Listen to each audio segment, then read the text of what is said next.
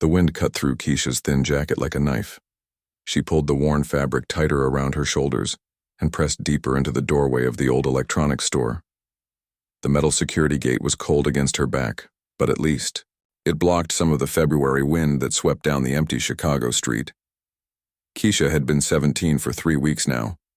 3 weeks since she'd officially aged out of the foster care system.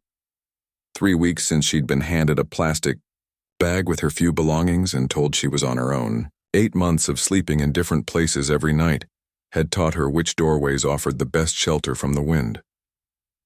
She reached into her backpack and pulled out the last granola bar she'd managed to buy with the coins she'd collected earlier that day. Her stomach growled loudly, but she forced herself to eat only half. The other half would be breakfast tomorrow, assuming she could find somewhere warm to sleep tonight. The street was mostly empty at this hour. A few cars passed, by their headlights cutting through the darkness before disappearing around the corner. Keisha watched a police car cruise slowly down the street and held her breath until it passed. She knew they couldn't arrest her for being homeless, but they could make her move along, and she'd already walked 15 blocks today looking for a safe spot. That's when she saw him. An old man stumbled near the bus stop across the street. At first, Keisha thought maybe he'd been drinking. She'd seen plenty of people stumble out of the bar 2 blocks down. But something about the way he moved made her look closer. He wasn't walking like someone who was drunk. He was walking like someone who was hurt.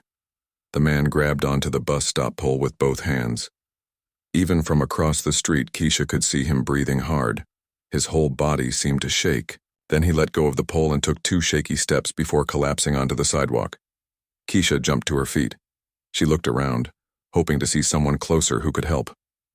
A woman in a business suit walked past on the other side of the street, talking loudly on her phone. She glanced at the fallen man but kept walking. A couple emerged from a restaurant down the block, laughing and holding hands. They saw what was happening and quickly crossed to the other side of the street. The old man was lying on his side now, one hand pressed against his chest. Even from a distance, Keisha could hear him making small, painful sounds. She didn't think about it. She just ran. The street wasn't busy, but she still looked both ways before sprinting across. Her old sneakers slapped against the cold pavement as she dropped to her knees beside the man. "Sir? Sir, can you hear me?" she asked, gently touching his shoulder. The man's eyes opened. They were blue and filled with pain. His face was pale, almost gray, and sweat beaded on his forehead despite the cold night air. He tried to speak, but only managed a weak gasp. Keisha had seen this before. 2 years ago, at the community center where she used to volunteer, an older volunteer named Mrs. Chen had collapsed during a food drive. The paramedics said it was a heart attack. Mrs. Chen had looked exactly like this man looked now. "Okay, I think you're having a heart attack," Keisha said, trying to keep her voice calm. "I'm going to help you, okay? What's your name?" The man's lips moved. Eddie, he whispered. "Hi, Eddie. I'm Keisha. I need to call for help." Keisha looked around frantically. She didn't have a phone. She'd never been able to afford one.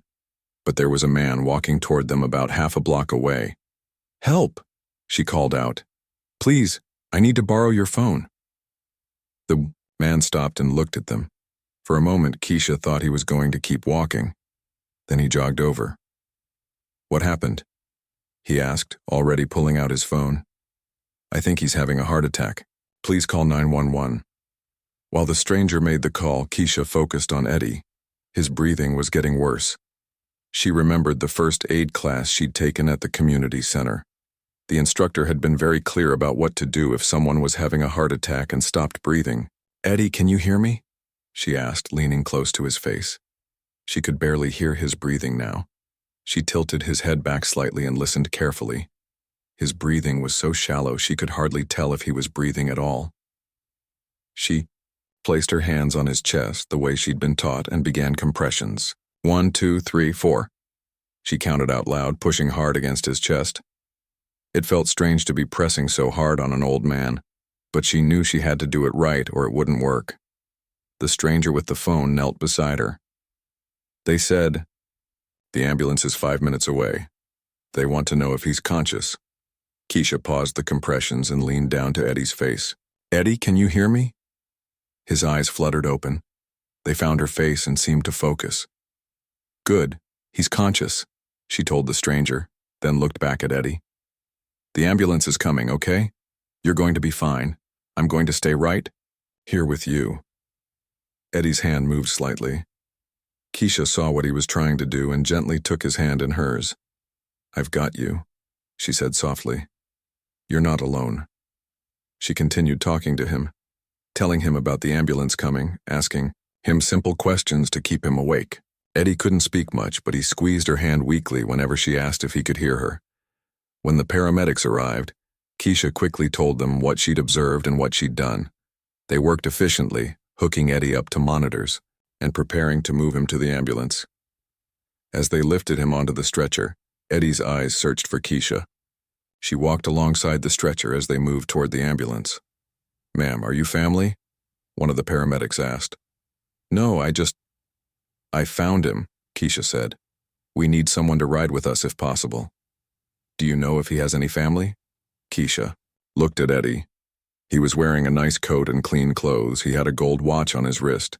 But there was something about the way he looked at her that seemed lonely. "I'll come," she said, "if that's okay." Eddie's eyes showed relief.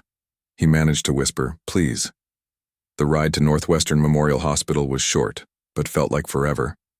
Keisha held Eddie's hand while the paramedics worked. She'd never been in an ambulance before. The sirens were louder from the inside than she'd expected. "You did good back there," one of the paramedics told her. "Those compressions probably saved his life." At the hospital, everything happened very fast. Doctors and nurses surrounded Eddie's stretcher as they wheeled him through the emergency room doors. Keisha tried to follow, but a nurse gently stopped her. "Are you family?" the nurse asked. "No, I helped him. He asked me to come." "I understand. You can wait in the family room. Someone will update you when we know more." Keisha started to explain that she wasn't really family, that she was just someone who happened to be there. But before she could speak, Eddie's voice called out weakly from behind the closing doors. "Thank you, Angel. Find me. Northwestern Memorial." The doors closed, and Eddie was gone. Keisha stood in the bright hospital hallway, suddenly very aware of how she must look. Her clothes were old and didn't fit quite right. Her sneakers had holes in them. She probably smelled like the streets. But Eddie had called her an angel. No one had ever called her that before. She looked around the busy emergency room. She didn't belong here. She should probably leave and find somewhere to sleep for the night. Eddie had insurance and doctors and nurses. He would be fine without her. But something made her stay. Maybe it was the way he'd looked at her, like she was the most important person in the world. Maybe it was because no one had ever needed her the way Eddie had needed her tonight. Keisha found the family waiting room and sat down in one of the plastic chairs. She would wait just a little while, just to make sure Eddie was okay. Then she would go back to the streets, back to her doorway, back to her life of making sure she survived one day at a time. She had no idea that tonight had changed everything. 3 days had passed since that cold February night, but Keisha couldn't stop thinking about Eddie. She'd stayed at the hospital until nearly dawn waiting for news. A tired-looking doctor had finally come out to tell her that Eddie was stable and would recover, but that visiting hours wouldn't start until later that morning. Keisha had thanked the doctor and left, knowing she needed to find food and somewhere safe to rest. But now, as she sat on a bench in Lincoln Park sharing a day-old sandwich with the pigeons, Eddie's face kept appearing in her mind. The way he'd looked at her with such gratitude, the way he'd called her an angel, she wondered if he was okay, if he was lonely in that hospital room, if anyone had come to visit him. She tried to push the thoughts away. She had her own problems to worry about. Yesterday, she'd only managed to collect enough change to buy a small bag of chips. Her stomach had been growling all morning and she still needed to find somewhere warm to sleep tonight. The homeless shelter had a waiting list, and the church that sometimes let people sleep in their basement was full. But every time she closed her eyes, She saw Eddie's pale face and heard his weak voice saying, "Find me at Northwestern Memorial." Finally, she couldn't take it anymore. Keisha stood up from the bench and started walking. Northwestern Memorial Hospital was about 5 miles away. She'd walked farther distances before, but never when she was this hungry and tired. She told herself she would just check on Eddie quickly, make sure he was okay, and then leave. It was the right thing to do. The walk took her almost 2 hours. Her old sneakers rubbed against her heels, creating blisters that made each step painful. By the time she reached the hospital's main entrance, she was breathing hard and her legs ached. The lobby was nothing like the emergency room where she'd been 3 nights ago. This was bright and clean, with marble floors and expensive-looking furniture. People in business suits walked around carrying flowers and gift bags. Keisha suddenly felt very aware of her appearance. Her jeans had a hole in the knee, her jacket was stained, and she probably didn't smell very good. She approached the information desk where a middle-aged woman with perfectly styled hair sat typing on a computer. "Excuse me," Keisha said quietly. "I'm looking for a patient named Edward Morrison." The woman looked up from her computer and studied Keisha with obvious disapproval. Her eyes took in the worn clothes, the messy hair, the general appearance of someone who lived on the streets. "Are you family?" the woman asked coldly. "No, I'm the person who found him when he had his heart attack. I just wanted to make sure he's okay." The woman's expression didn't change. "I'm sorry, but we can only give information to family members. Hospital policy." Keisha felt her cheeks burn with embarrassment. "But he asked me to come. He said to find him here." "I'm sure he did," the woman said in a tone that suggested she didn't believe Keisha at all. "But I still can't help you. Perhaps you should call his family." "I don't know his family," Keisha said, her voice getting smaller. I saved his life. I just wanted to see if he was okay." The woman had already turned back to her computer. "I'm sorry. Next." Keisha stepped away from the desk, feeling stupid for coming. What had she expected? That they would just let some homeless girl wander around the hospital looking for patients? She turned toward the exit, ready to make the long walk back to the streets. "Excuse me, honey." Keisha turned around. A black woman in scrubs was standing behind her. She was probably in her 50s with kind eyes and a gentle smile. "I couldn't help but overhear," the woman said. "You're looking for Edward Morrison?" "Yes, ma'am. But it's okay. I was just leaving." "Hold on now. You said you saved his life?" Keisha nodded. "He had a heart attack on the street. I did CPR until the ambulance came." The nurse's eyes widened. "You're the girl who found him. He's been asking about you for 3 days, driving all the nurses crazy, asking if anyone had seen his guardian angel." "He's been asking about me?" "Honey, he hasn't stopped talking about you. Come on, I'll take you up to see him. My name's Carmen, by the way. I've been taking care of Eddie since they moved him out of intensive care." Carmen led Keisha to the elevator. As they rode up to the 7th floor, she explained that Eddie was doing much better but was still weak. "He's in a private room," Carmen said. "Very fancy. The man has excellent insurance." They walked down a long hallway past rooms with expensive-looking equipment and fresh flowers. Carmen stopped at room 712 and knocked gently.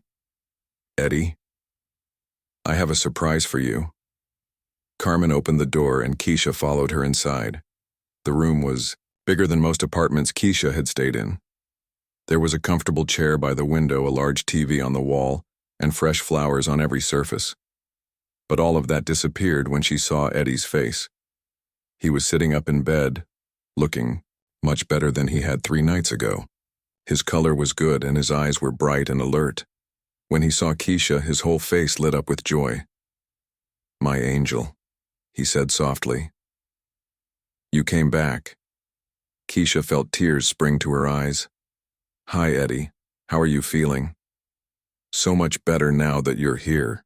I was starting to think I'd dreamed you." Carmen smiled at both of them. "I'll leave you two to catch up. Eddie, don't wear yourself out talking too much." After Carmen left, Keisha stood awkwardly by the door. The room was so nice, so clean and expensive. She felt like she might break something just by being there. "Please sit down," Eddie said, gesturing to the chair by his bed. "Tell me about yourself. I realized I don't even know your last name." "It's Washington. Keisha Washington." She sat down carefully on the edge of the chair. "I don't want to bother you. I just wanted to make sure you were okay." "Bother me? You saved my life. The doctor said if you hadn't done CPR when you did, I would have died right there on that sidewalk." Keisha shrugged. "Anyone would have done the same thing." Eddie's expression grew sad. "No, they wouldn't have. There were other people around that night. They all walked past me. You were the only one who stopped to help." They talked for the next hour. Eddie asked about Keisha's life, and she found herself telling him things she'd never told anyone. About aging out of foster care, about sleeping in doorways and shelters, about the constant worry of where her next meal would come from. Eddie listened without judgment, asking gentle questions and showing genuine interest in her story. "What about school?" he asked. "You seem very smart." "I had to drop out when I aged out of the system. I was doing okay, but it's hard to keep up with homework when you don't have anywhere to live." "What did you want to study?" Keisha felt embarrassed to admit it. "Nursing. I know it sounds crazy, but I liked helping people at the community center. And after what happened with you, I think maybe I'd be good at it." "It doesn't sound crazy at all. It sounds perfect." A man in an expensive suit knocked on the door and entered. He looked like a lawyer or businessman with papers in his hand and a serious expression. "Eddie, I'm sorry to interrupt, but we need to discuss the foundation board meeting." Eddie waved him away. "Not now, Richard. I'm visiting with someone very important." The man looked at Keisha with surprise, clearly wondering who this homeless girl could be. But Eddie's tone left no room for argument. "We'll talk later," Eddie told the man firmly. After Richard left, Eddie turned back to Keisha. "I'm sorry about that. Business never stops, even when you're in the hospital." "What kind of business do you do?" Keisha asked. Eddie hesitated for a moment. "I'm retired now, mostly. I used to run a technology company. Nothing too exciting." Something in his tone suggested there was more to the story, but Keisha didn't push. Everyone had their secrets. They continued talking until a nurse came in with Eddie's dinner. Keisha started to leave, but Eddie stopped her. "Will you come back tomorrow?" he asked. "I don't get many visitors, and I really enjoy talking with you." "I don't know," Keisha said honestly. "It's a long walk, and I'm not sure the lady at the front desk likes me very much." Eddie smiled. "Don't worry about her. I'll make sure Carmen knows to expect you. And Keisha, take this." He reached into the drawer beside his bed and pulled out a $20 bill. "For bus fare and dinner." "I can't take your money," Keisha protested. "It's not charity, it's a thank you, please." Keisha reluctantly took the money. $20 felt like a fortune to her. She could eat well tonight and maybe even get a cheap motel room. "Thank you," she said quietly. "No, thank you, for everything." As Keisha left the hospital, she felt something she hadn't felt in months. Hope. Not just because of the $20, though that would make tonight easier, but because someone cared about her. Someone wanted to see her again tomorrow. She had no idea that Eddie had spent the afternoon making phone calls to private investigators and lawyers. She didn't know that he'd already started making plans that would change her life forever. She just knew that for the first time in a long time, she had somewhere to go tomorrow. Someone was waiting for her. Keisha had been visiting Eddie for 2 weeks now, and it had become the best part of her day. Every morning she would make the walk to Northwestern Memorial Hospital, and Carmen would greet her with a warm smile and wave her right up to room 712. Eddie always seemed genuinely happy to see her, like she was the most important visitor he could possibly have. Today, she carried a small bouquet of dandelions she'd picked from an empty lot near the lake. She knew they weren't as fancy as the expensive flower arrangements that filled Eddie's room, but they were free and bright yellow, and she thought they might make him smile. "Good morning, sunshine," Eddie called out as she entered his room. He was sitting in the chair by the window today, looking stronger than he had since she'd first met him. "What do you have there?" "Just some flowers," Keisha said, suddenly feeling embarrassed about the dandelions. "I know they're just weeds, but they're beautiful," Eddie said, and his voice was so sincere that Keisha knew he meant it. "They remind me of the flowers my wife Margaret used to pick when we were first married. We were so poor back then that dandelions from the park were the only flowers I could give her." Keisha arranged the dandelions in a water cup and placed them on Eddie's bedside table. "Tell me about her," she said, settling into the chair she'd come to think of as hers. Eddie's eyes got a distant look. "Margaret was the strongest person I ever knew. She grew up even poorer than I did, but she never let that stop her from dreaming big. She's the one who pushed me to start my own business instead of working for someone else my whole life." "What happened to her?" Keisha asked gently. "Cancer. 3 years ago. We fought it for 2 years, but—" Eddie's voice trailed off. "The hardest part is how quiet the house is now. 42 years of marriage, and suddenly there's no one to talk to at dinner. No one to share the little moments with." Keisha reached over and squeezed his hand. She understood loneliness, even if her reasons were different. "Enough about that. Eddie," I said, brightening up. "Tell me what you did yesterday. Did you find somewhere warm to sleep?" This was something new. Eddie had started asking detailed questions about her daily life, and he seemed genuinely worried about her safety and comfort. Yesterday, Keisha had spent the night in a 24-hour laundromat, dozing in a plastic chair while her clothes dried. It wasn't comfortable, but it was warm and safe. "I was fine," she said, not wanting to worry him with the details. "Eddie, you don't need to concern yourself with my problems. You should focus on getting better." "Nonsense, I care about what happens to you. You matter to me, Keisha." No one had ever said those words to her before. "You matter to me." She felt a lump form in her throat. "Listen," Eddie continued, "I've been thinking. There's a program here at the hospital for people who help save lives. Good Samaritans, they call them. The program provides temporary housing assistance while the person gets back on their feet." Keisha frowned. "I've never heard of that program." "It's new. Very small. But I spoke to the social worker yesterday and she thinks you'd qualify. There's a small hotel about 10 blocks from here. Nothing fancy, but it's clean and safe. They could cover 2 weeks, maybe more." Something about this seemed too convenient, but Eddie's expression was so earnest that Keisha didn't question it. "That sounds too good to be true." "Sometimes good things happen to good people," Eddie said. "Will you at least let me give you the social worker's number?" Later that afternoon, Keisha found herself standing in front of the Riverside Inn, a modest but clean-looking hotel in a decent neighborhood. The social worker, a kind woman named Mrs. Garcia, had explained that the program was funded by anonymous donors who wanted to help people like Keisha. The room was small, but had everything she needed. A real bed with clean sheets, a private bathroom, with hot water and a tiny refrigerator. Keisha sat on the bed and almost cried. She hadn't slept in a real bed in 8 months. The next morning, she returned to the hospital with a book she'd borrowed from the library. "I thought maybe I could read to you," she told Eddie. "I know you must get bored just sitting here all day." "I'd love that," Eddie said. "What did you choose?" "It's called Mountains Beyond Mountains. It's about a doctor who helps poor people around the world. I thought you might like it since you seem interested in helping people."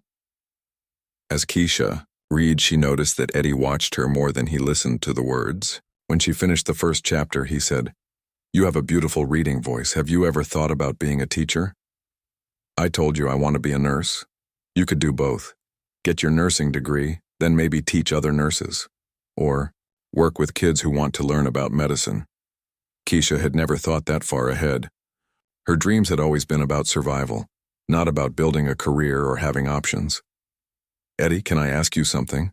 All these flowers, this private room, the expensive suits who keep visiting you. You're not just a retired businessman. Are you?" Eddie was quiet for a long moment. "Does it matter?" "No," Keisha said honestly. "I mean, I'm curious, but it doesn't change anything. You're still the same person who was scared and alone on that sidewalk." You're remarkable, you know. That, Eddie said.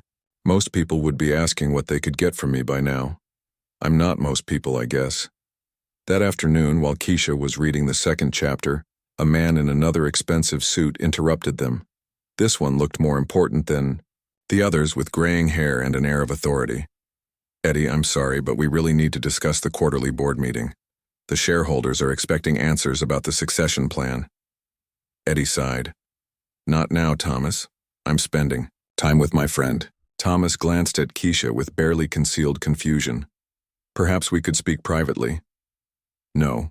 Whatever you need to say, you can say in front of Keisha. Thomas looked uncomfortable. It's about the company, about your plans for the future of Morrison Technologies. Keisha felt her eyes widen. Morrison Technologies was one of the biggest tech companies in the world. She'd seen their commercials on TV in waiting rooms and stores. Eddie noticed her expression. Keisha, this is Thomas. Bradley, my business partner. Thomas, this is Keisha Washington, the young woman who saved my life. Thomas's demeanor changed immediately. You're the one who... Eddie's told us so much about you. It's an honor to meet you. After Thomas left, Keisha stared at Eddie with new understanding. You're not just connected to Morrison Technologies, you own it, don't you? Eddie nodded. I founded it 35 years ago. Started in my garage with Margaret bringing me sandwiches while I worked on computer code. You're rich, really, really rich. Yes, I am. Keisha stood up abruptly. I need to go. Wait, why? What's wrong? Because now I understand why all those people in suits treat you like you're so important. And I understand why you can afford this fancy room and why you always have money to give me for bus fare. And I feel stupid for not figuring it out sooner. Keisha, please sit down. Let me explain. But Keisha was already heading for the door. I don't want your charity, Eddie. I thought we were friends, but you probably just feel sorry for me.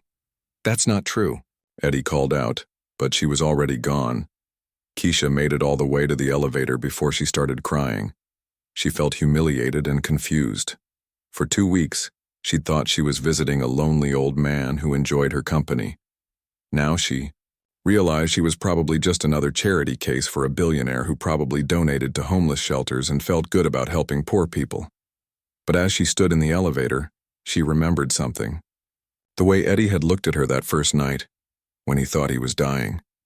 The way he'd held her hand and called her an angel. The way his face lit up every time she walked into his room. Rich or poor, that couldn't be faked. The elevator. Doors opened at the lobby, but Keisha didn't get out. Instead, she pressed the button for the 7th floor. When she walked back into room 712, Eddie looked relieved and worried at the same time. I'm sorry I ran away, Keisha said. But I need you to be honest with me. Are you helping me because you feel guilty about being rich while I'm poor, or because you actually care about me? Eddie's eyes filled with tears. Keisha, I've been alone for 3 years, really alone. Yes, I have money, but money can't buy the kind of friendship you've given me. You don't want anything from me except my company. You bring me flowers picked from empty lots and read me library books and ask me how I'm feeling. When was the last time someone did that without wanting something in return? So the hotel room is because I can't stand the thought of you sleeping in doorways when I have the power to change that. But if you'd rather sleep on the streets than accept help from me, I'll respect that decision. Keisha sat back down in her chair. I don't want to sleep on the streets. I just don't want to be your charity project. You're not a project, you're family. The word hit Keisha like a physical blow. Family. She'd never had that, not really. What happens when you get out of the hospital? She asked quietly. I was hoping you'd help me figure that out, Eddie said, because I don't want this to end when I go home. Do you? Keisha shook her head. She didn't want it to end either. Outside the hospital room window, the sun was setting over Chicago. Tomorrow would bring new conversations, new stories, new moments of connection between a homeless girl and a billionaire who had found something in each other that money couldn't buy. For the first time in her life, Keisha was part of something that felt like family. Eddie was being discharged from the hospital today, and Keisha felt nervous about it. Over the past 3 weeks, Visiting him had become her routine, her anchor in an otherwise uncertain world. She wasn't sure what would happen once he went home. "I have a favor to ask," Eddie said as she helped him pack his few personal items. "Would you mind coming home with me today, just to make sure I settle in okay? The doctor said I shouldn't be alone for the first day or two." Keisha hesitated. She'd grown comfortable in Eddie's hospital room, but his home would be different, more personal, more real. "I don't want to intrude," she said. "You wouldn't be intruding. Please, Keisha. I'd feel much better having you there." Carmen wheeled Eddie down to the hospital lobby in a wheelchair, even though he insisted he could walk. Keisha walked beside them, carrying his small bag of belongings. Outside, a black sedan was waiting with a driver in a suit. "Mr. Morrison," the driver said, opening the back door. "Welcome home, sir." Keisha climbed into the car after Eddie, sinking into leather seats that were more comfortable than any furniture she'd ever sat on. The car smelled like expensive cologne and new leather. As they drove through downtown Chicago, Keisha expected them to turn toward one of the modest neighborhoods where she imagined a retired businessman might live. Instead, they continued toward Lakeshore Drive, where the city's most expensive homes overlooked the lake. "Eddie," she said slowly, "where exactly do you live?" "You'll see," he said with a small smile. The car turned through a set of iron gates and up a long circular driveway. Keisha's mouth fell open as she saw the house ahead of them. It wasn't a house at all, it was a mansion.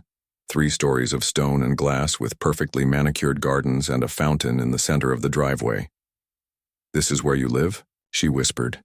"For the past 20 years. Margaret loved this house. She said it was big enough for all the HOA children we never had." The driver opened their door and Keisha stepped out onto the smooth stone driveway. She felt like she was in a movie or a dream. Houses like this existed in magazines and on TV, not in real life. Not in her real life. Eddie took her arm gently. "Come on, let me show you around." The front door was heavy oak with stained glass panels. Eddie pushed it open and led Keisha into a foyer that was bigger than most apartments she'd stayed in. A crystal chandelier hung from the ceiling, and a curved staircase led to the second floor. Oil paintings in gold frames lined the walls. "Eddie," Keisha breathed, "this is incredible. Wait until you see the library." Margaret spent years collecting first-edition books. She said a house wasn't a home without books. He led her through room after room, a formal dining room with a table that could seat 20 people, a living room with a fireplace so big she could stand up inside it, a kitchen with granite countertops and appliances that looked like they belonged in a restaurant. But it was the library that made Keisha gasp out loud. Floor-to-ceiling bookshelves lined every wall, filled with thousands of books. Comfortable, reading chairs sat near tall windows that looked out over the lake. A rolling ladder allowed access to the higher shelves. "I've never seen so many books in one place," Keisha said, running her fingers along the leather spines. Margaret read at least one book every week. She always said books were the best way to travel the world without leaving home. As they continued the tour, Keisha began to understand the true scope of Eddie's wealth. Every room was filled with expensive furniture and artwork. The master bedroom had a view of Lake Michigan that stretched to the horizon. There was a gym, a home theater, and even an indoor swimming pool. But the more she saw, the quieter Eddie became. By the time they reached his study, he looked almost sad. "It's beautiful, Eddie," Keisha said, sensing his mood. "But it feels empty," he finished. "I know. It's been empty for 3 years now. Sometimes I walk through these rooms and wonder why I keep such a big house when it's just me." They sat down in his study, surrounded by awards and photos documenting Eddie's business success. Keisha picked up a framed picture of Eddie and a woman with kind eyes and a warm smile. "That's Margaret," Eddie said. "That was taken on our 40th wedding anniversary, 2 months before she got sick. She looks like she was a wonderful person. She would have loved you," Eddie said. "She always said the measure of a person wasn't what they had, but what they did for others when they had nothing to give." Keisha set the picture down carefully. "Eddie, why did you bring me here, really?" Eddie was quiet for a long moment, looking out the window at the lake. Because I need to tell you something, and I wanted you to understand the full truth first. He turned to face her, and his expression was more serious than she'd ever seen it. Keisha, my full name is Edward Morrison III. I founded Morrison Technologies 35 years ago in my garage. Today the company is worth over $3 billion. That makes me personally worth about the same amount. Keisha stared at him. She'd known he was wealthy, but $3 billion was beyond anything she could imagine. I'm telling you this because I want you to understand that when I offer to help you, it's not charity. It's not because I feel guilty about having money while you struggle. It's because in the 3 weeks since you saved my life, you've given me something I thought I'd lost forever. What's that? Purpose, family, a reason to care about tomorrow. Eddie stood up and walked to his desk. He pulled out a folder thick with papers. I've spent the last week having my lawyers draw up some documents. I want to propose something to you, but I need you to know that you can say no. Nothing between us will change if you say no.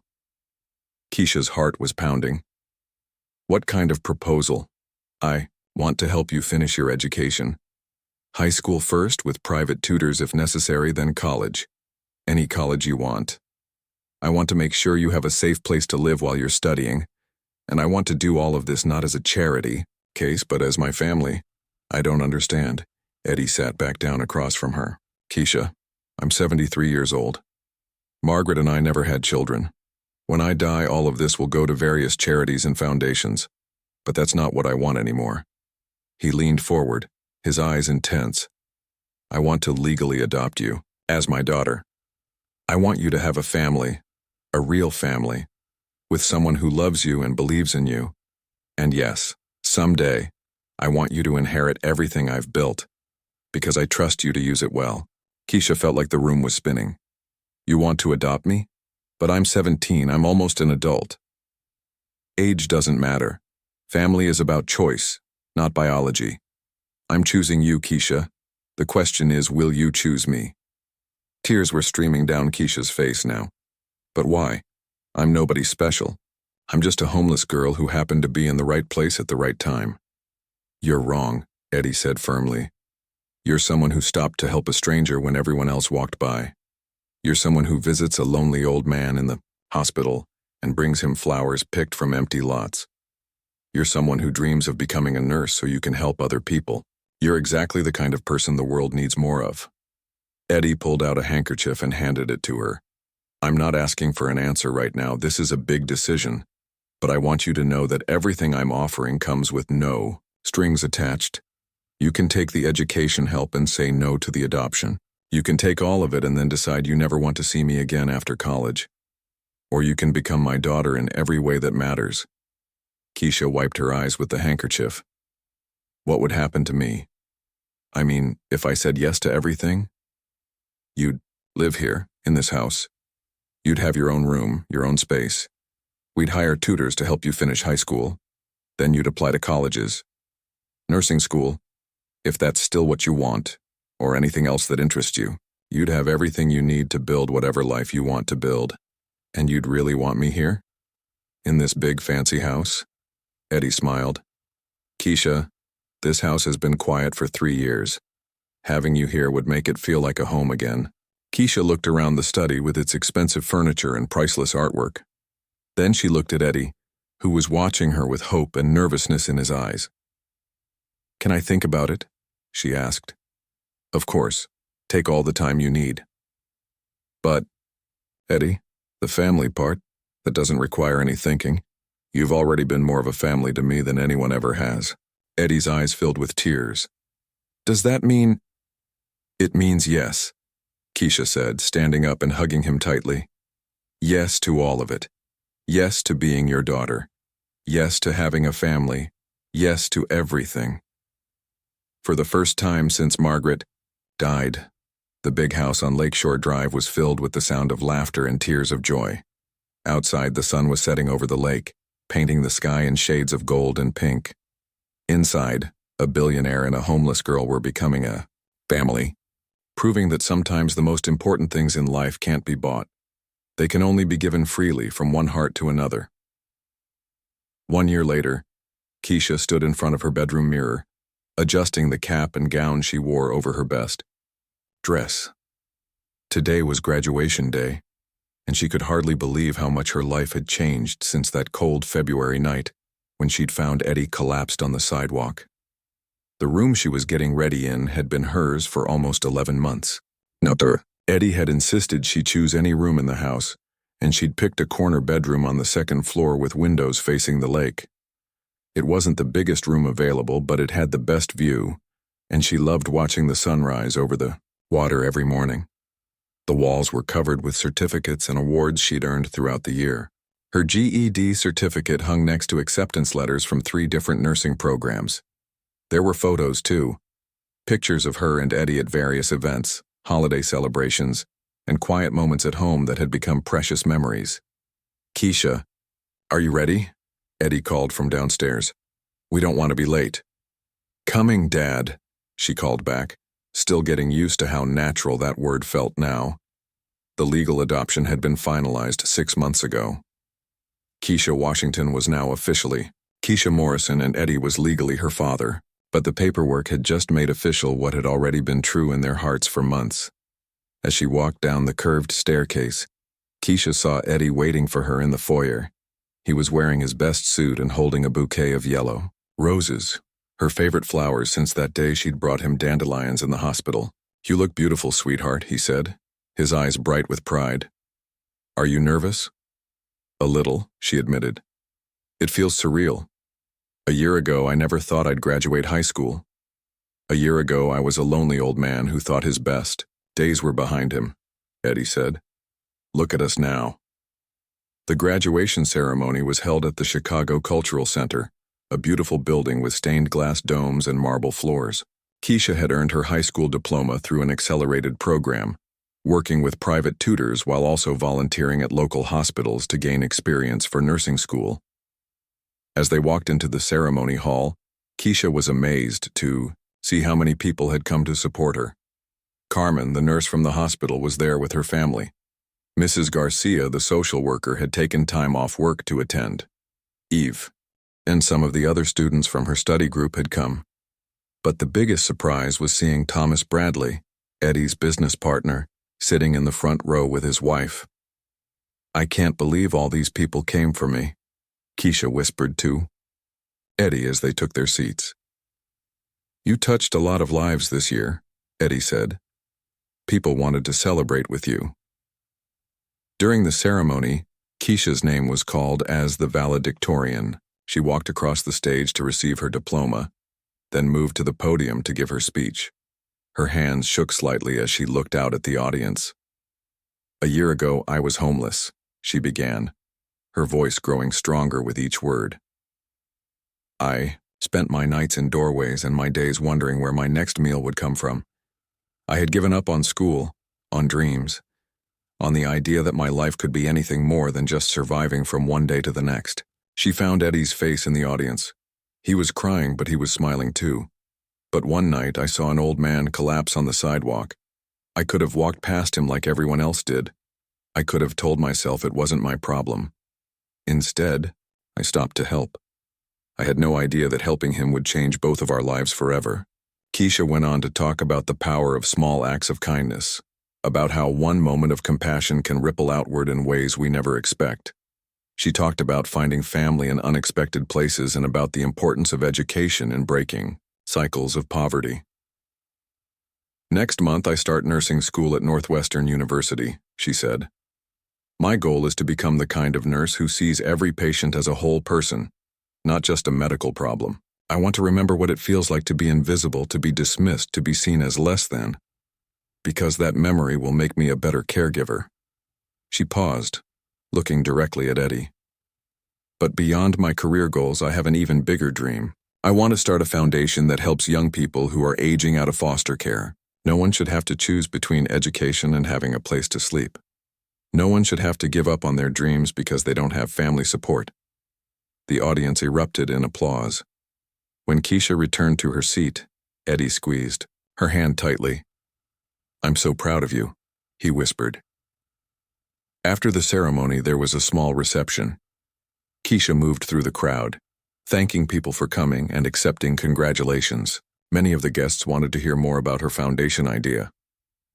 "We've already started the preliminary planning," Eddie told Thomas Bradley's wife. "The Morrison Foundation for Foster Youth will launch next year. Keisha will run it once she finishes nursing school." "How much are you planning to invest initially?" Thomas asked. $10 million to start," Eddie said casually. "More as it grows." Keisha still sometimes felt overwhelmed by the scope of what Eddie was making possible. $10 million was more money than most people saw in a lifetime. But to Eddie, it was just the beginning of what they could accomplish together. Later that evening, they had a quiet dinner at home, just the two of them. The dining room table was set with the good china and candles, and Eddie had hired a chef to prepare Keisha's favorite meal. "I have something for you," Eddie said as they finished dessert. He handed her a small wrapped box. Inside was a gold locket on a delicate chain. When Keisha opened it, she found a tiny photo of the two of them on one side and a photo of Margaret on the other. "I thought you should have Margaret with you as you start this new chapter," Eddie said. "She would have been so proud of you today." Keisha's eyes filled with tears. "Will you put it on me?" As Eddie fastened the necklace around her neck, Keisha thought about how much had changed in just 1 year. She'd gone from sleeping in doorways to living in a mansion, from being nobody's family to being deeply loved, from having no future to having more opportunities than she could have ever imagined. "Dad," she said, using the word that still felt wonderful every time she said it. "Do you ever think about what would have happened if I hadn't stopped to help you that night?" Eddie considered the question seriously. "I think I would have died alone on that sidewalk, and you would have spent the winter sleeping in the cold. We both would have missed out on the best thing that ever happened to us.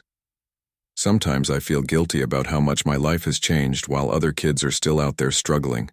That's exactly why you're going to make such a difference with the foundation," Eddie said. "You remember what it feels like.